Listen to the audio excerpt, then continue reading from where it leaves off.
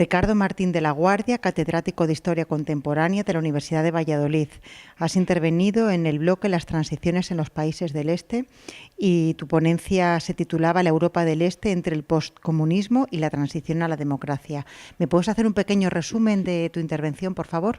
Sí, fundamentalmente lo que he tratado de exponer es lo difícil y por otro lado también lo inopinado que fue el inicio de los procesos de transición a la democracia en la Europa del Este, ¿no? Después de décadas de control soviético, la caída del muro de Berlín y un proceso de cambios muy rápidos y simultáneos en los países de ese bloque va a hacer que verdaderamente se aceleren los acontecimientos, que la intensidad histórica se refuerce en meses, en algunos casos en semanas, y de pronto lo que parecían regímenes muy asentados y muy consolidados se vinieran abajo, ¿no? Y precisamente tratar de reflexionar sobre cómo la rapidez de esos acontecimientos de alguna forma condicionó y en algunos casos determinó esos procesos de transición y por tanto precisamente también esas características propias. Lo que he tratado de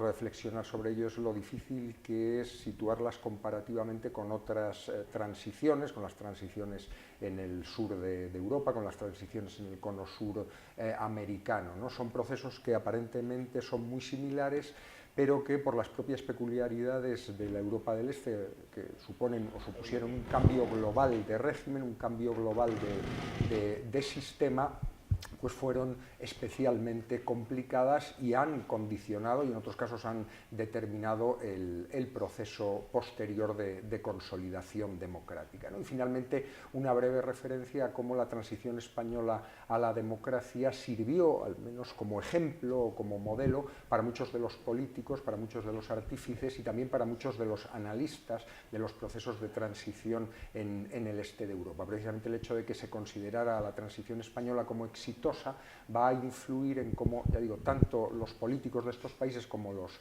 analistas o los expertos en ciencias sociales analizaron y reflexionaron sobre la transición española. Tenemos el conocimiento general que los medios de comunicación son el cuarto poder en muchos países. En Europa del Este también influyeron, tuvieron algo que ver o provocaron alguna transición.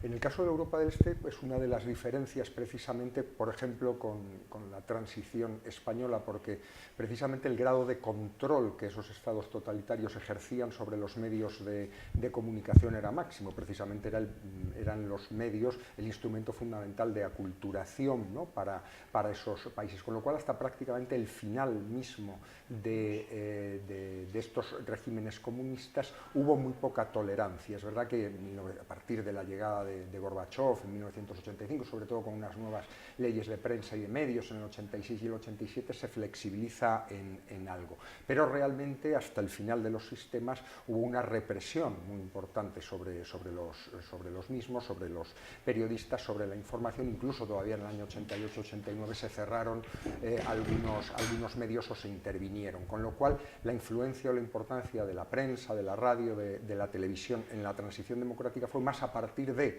la caída del muro que en la preparación, ¿no? Con lo cual es una de las diferencias, precisamente porque para la naturaleza de los regímenes totalitarios, como sabemos, el control de los medios es algo fundamental. Gracias. Nada.